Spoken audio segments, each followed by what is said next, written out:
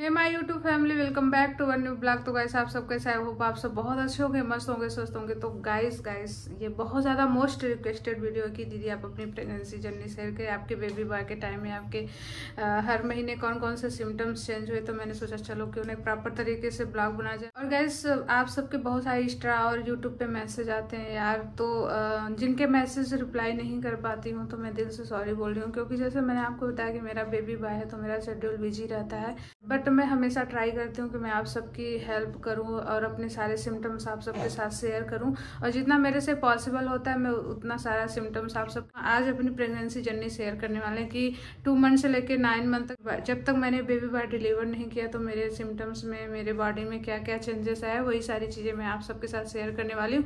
और जो लोग सिम्टम्स वाला ब्लॉग नहीं देखा है वो तो जाके अपना सिम्टम्स माई प्रेगनेंसी जर्नी मैंने एक करके वीडियो अपलोड किया है, वहाँ पे जाके अपने सिम्टम्स वगैरह अच्छे से मैच कर सकते हैं। गाइस मुझे भी बहुत अच्छा लग रहा है कि आपको मेरी वीडियो से काफ़ी हेल्प मिल रही है यार। जब किसी को हेल्प मिलती है तो फिर अपने आप को ही बहुत अच्छा लगता है, तो फिर हम और ज़्यादा मोटिवेट होके वीडियोज़ वगैरह शेयर करते हैं। तो अभी मुझे इंस्टाग्राम पे रिसेंटली में कमेंट आया कि दीदी पहले से मुझे बेबी गर्ल थी और आप जैसे सेम मेरे सिम्टम्स थे, देन मुझे 2 डेज पहले ही बेबी बॉय हुआ है। थैंक यू सो मच दीदी। तो मैंने उनको बोला कि यार ये तो गॉड गिफ्ट होता है, इसमें मुझे आप थैंक यू मत बोलो। नहीं, उन्होंने बोला कि मुझे बहुत ज़्यादा कन्फ्यूजन हो रही थी, मैं बहुत सारे यूट्यूब पे ब्लॉग वगैरह देखती थी तो कोई कुछ बता रहा था, कोई कुछ बता रहा था, बट आपके सारे सिम्टम्स मेरे से मैच हो रहे थे, देन मुझे बेबी बॉय हुआ है। बात करते हैं सेकेंड मंथ के सिम्टम्स की। सेकेंड मंथ में मेरे क्या क्या सिम्टम्स वगैरह चेंज हुए थे। तो सेकेंड मंथ में मुझे 15 दिन बाद से ही नोजिया की इतनी ज़्यादा प्रॉब्लम हो गई थी कि मेरा 24 घंटे हेडेक वगैरह होता था। और जैसे कि मैंने आपको अपने सिम्टम्स में शेयर किया था कि मुझे वोमिटिंग की बिल्कुल प्रॉब्लम नहीं थी, तो मुझे वोमिटिंग वगैरह बिल्कुल भी नहीं हुई। बट मुझे मेरे बेबी बॉय के टाइम में नोजिया की बहुत ज़्यादा प्रॉब्लम थी और मैं इतना ज़्यादा वीक हो गई थी इस सेकेंड मंथ से लेके थर्ड मंथ 4 मंथ तक कि मतलब मेरा बिल्कुल बीपी वगैरह लो हो गया था और मुझे खड़े होने में चक्कर आता था, मुझे भूख वगैरह नहीं लगती थी। यहाँ तक कि जो मेरी फेवरेट चीज़ हुआ करती थी, वैसे मेरी फेवरेट चीज़ पानी पूरी है, उन चीज़ से सबसे मुझे एलर्जी होने लगा। और मुझे स्मेल वगैरह किसी चीज़ की नहीं आती थी, बट मुझे चक्कर आ रहा था और मेरा 24 घंटे हेडेक होता था। मैं आपको बता दूं कि मेरा बिल्कुल सर घूमते ही जाता था, कभी उतरते नहीं था। मुझे ऐसा फील होता है लाइक कि जैसे आपको झूले में बैठा के काफ़ी देर तक झुलाया और फिर नीचे आपको आते हो तो क्या हेडेक होता है। अब बात करते हैं 4 मंथ की। 4 मंथ में मुझे नोजिया की प्रॉब्लम बिल्कुल ख़त्म हो गई थी, कोई हेडेक नहीं, और मुझे अच्छा लगने लगा, मुझे अच्छा फील होने लगा और मुझे भूख भी लगना स्टार्ट हो गई। देन मैंने जाके अपना चेकअप वगैरह कराया तो वहाँ पे मतलब मेरे बेबी की हार्ट रेट 140 आई थी। मतलब इतना कम, सोचो आप, 170 से 168 फिर 140 आई 4 मंथ में बेबी की हार्ट बीट। तो यहाँ पे बिल्कुल मायने नहीं रखता, हार्ट बीट का कोई मतलब नहीं होता, बस रूटीन चेकअप होता है आपका जो आपकी गायनकोलॉजिस्ट करती है। मेरी भी कर रही थी उस टाइम पे। और थर्ड मंथ में गई थी हम डॉक्टर के पास, तो डॉक्टर से बोले कि मैम मेरा बहुत हेडेक हो रहा है, कोई मेडिसिन वगैरह दे दो।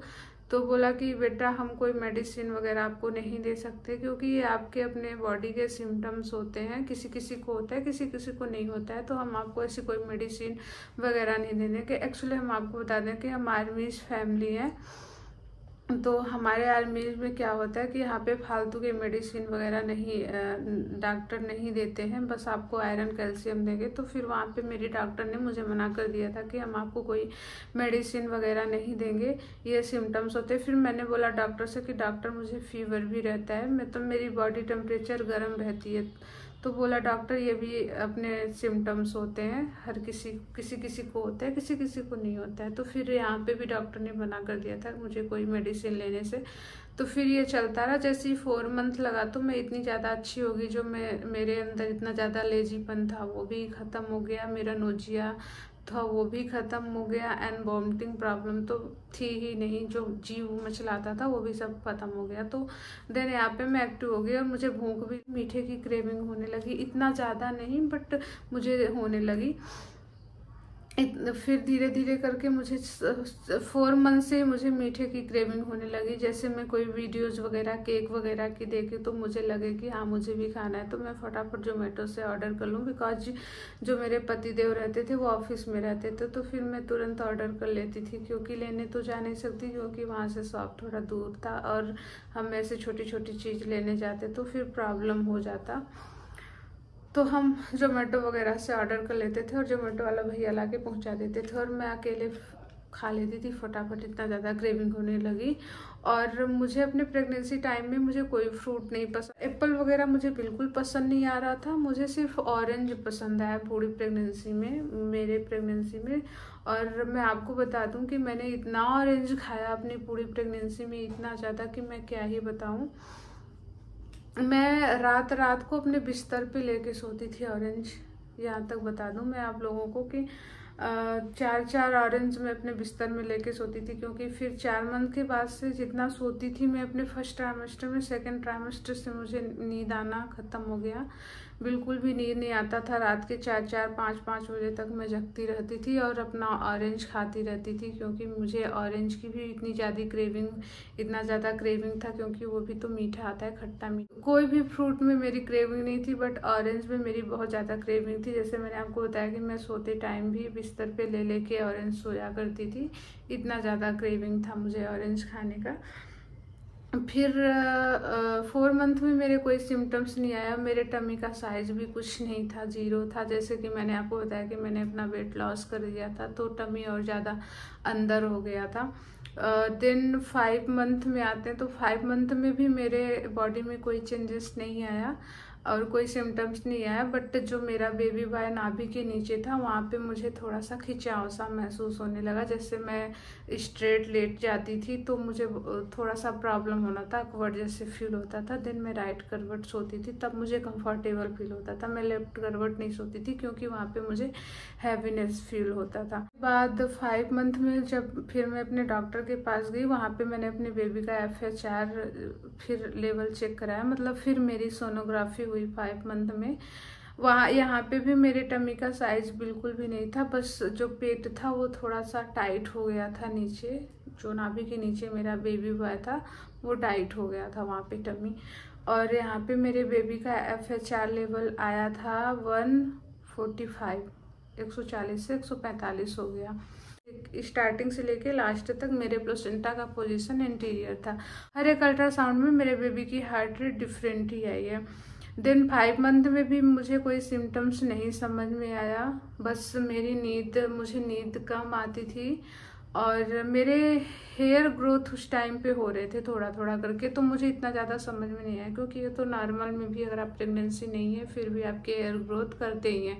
बट मैंने एक चीज़ नोटिस किया कि ये जो मेरा नेक है ये धीरे धीरे ब्लैक होना स्टार्ट हो गया 5 मंथ से, और मेरा चेहरा भी डल होना स्टार्ट हो गया। तो और जैसे मैंने आपको बताया था कि फर्स्ट ट्राइमेस्टर में मैं बहुत ज़्यादा ग्लो कर रही थी, तो मुझे लगा कि शायद मैंने बेबी गर्ल कंसीव कर लिया, इसलिए मुझे इतना ज़्यादा ग्लो आ रहा है। बट जैसे ही 5 मंथ मेरा स्टार्ट, मेरे टमी में हैवीनेस मुझे फील हुआ, तो मैंने नोटिस किया कि मेरा ये जो नेक है ये ब्लैक होना स्टार्ट हो रहा है धीरे धीरे करके चेस्ट तक, और जो मेरा फेस है वो डल हो रहा है। तो मुझे लगा कि मेरा फेस क्यों डल हो रहा है, और ये डल हो जाएगा तो बिल्कुल अच्छा नहीं लगेगा, बिकॉज जो मेरा फेस का कलर है वो वाइट है। मेरी जो एक फ्रेंड थी जिसके बारे में मैंने आप सबके साथ जिसकी स्टोरी वगैरह शेयर किया हुआ है, तो उसने बोला था कि कोई कॉस्मेटिक चीज़ नहीं यूज करना, कुछ होम रेमेडी टाइप का यूज करना, क्योंकि अगर हमारे शरीर में टेस्टोस्टेरोन का लेवल बढ़ा रहेगा, अगर हमने बेबी बॉय कंसीव किया है, तो फिर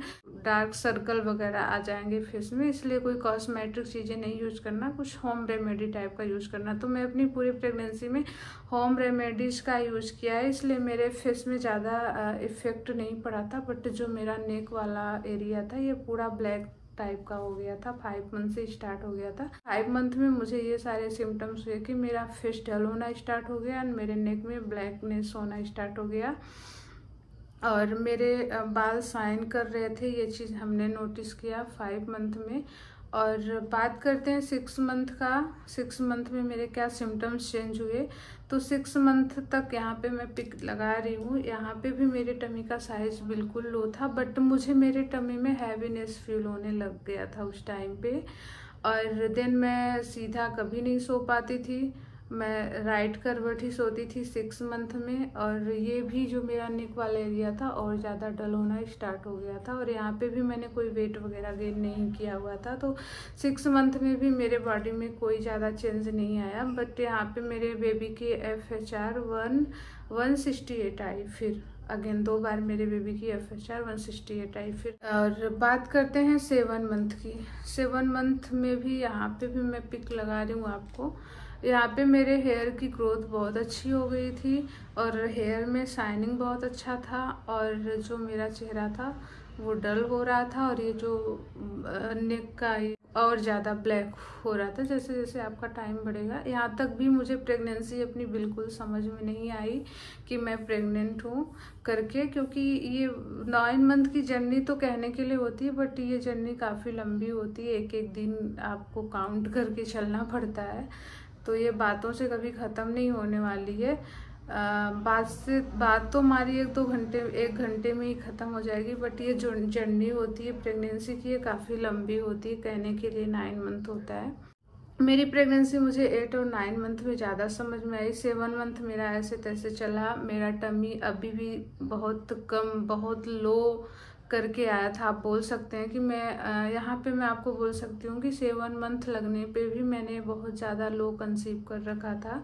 मुझे लोगों को बताना पड़ता था कि मैं प्रेग्नेंट हूँ। भाई जो भी हमारे रिलेटिव होते हैं उनको बताना पड़ता था, जो भी देख के बोलते नहीं थे कि तुम प्रेग्नेंट हो। बिल्कुल यहाँ पे मैं आपको पिक लगा दूंगी 7 मंथ की, आप लोग देख लीजिएगा। तो खास चेंज मुझे 7 मंथ में भी नहीं आया, बस मेरी नोज की शेप मैं देख रही थी धीरे धीरे फैल टाइप की रही थी। देन 8 मंथ आता है। यहाँ पे मैं 8 मंथ की पिक मेंशन कर रही हूँ, आप सबके साथ शेयर कर रही हूँ। तो मैं अपने नाभि के नीचे वाला हिस्सा मेरा थोड़ा सा बड़ा हुआ था और मैं भर भर के ऑरेंज खा ही रही थी जैसे मैंने आपको बताया, और मीठा भी मेरा चल ही रहा था। तो फिर मैं देन अपने डॉक्टर के पास गई। फिर मैं अपना अल्ट्रासाउंड वगैरह कराया। तो यहाँ पे मेरा जो वेट था वो 3 kg बढ़ा हुआ था, क्योंकि 7 मंथ में मैंने अच्छा खासा मीठा वगैरह खा रखा था। यहाँ पे मेरा वजन 3 kg था।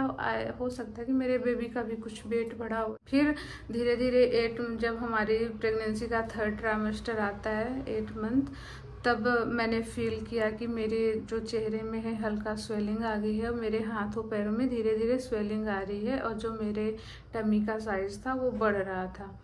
और 8 मंथ के यहाँ पे मैं पिक लगा लूँगी, आप लोग देख लीजिएगा। मेरा हेयर ग्रोथ अच्छा खासा हो रहा था और मुझे राइट करवट ही अच्छी नींद आती थी। और मेरे प्लेसेंटा का पोजीशन अभी भी इंटीरियर था, क्योंकि कभी लोगों का चेंज होता है बट मेरा कभी चेंज नहीं हुआ।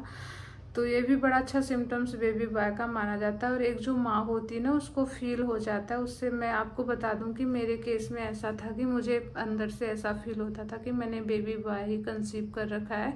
कभी कभी कुछ लोगों के वीडियोस देख के कंफ्यूज हो जाते हैं, बट एक माँ के अंदर से जो आवाज़ आती है ना, मुझे बहुत अच्छे से फील होता था कि मैंने बेबी बॉय ही कंसीव किया है। मुझे बोल सकते हैं कि 100 में 90% मुझे ये फील होता था कि मैंने बेबी बॉय कंसीव किया, एंड 10% हमें ये कन्फ्यूजन रहती थी कि मैंने बेबी गर्ल कंसीव किया है। बाकी जो मेरे सिम्टम्स थे वो सारे बेबी बॉय के ही थे।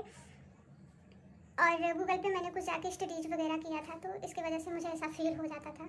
क्योंकि कहते हैं कि जो बेबी होता है वो माँ से ही 9 मंथ तक जुड़ा होता है, इसलिए उसे अच्छे से फील होता है। तो 8 मंथ में फिर मेरे हाथ पैर में स्वेलिंग होना स्टार्ट हो गया, मेरे चेहरे में स्वेलिंग आना स्टार्ट हो गया और मेरे टमी का साइज बढ़ने लगा। और जो नाभि लाइन थी वो बिल्कुल स्ट्रेट गहरी काली लाइन थी मेरे। फिर 8 मंथ में मेरे बेबी के FHR 150 आई थी 8 मंथ में। यहाँ पे फिर 8 मंथ के 15 डेज में अपना डॉक्टर मुझे बुलाया ग्रोथ स्कैन करने के लिए।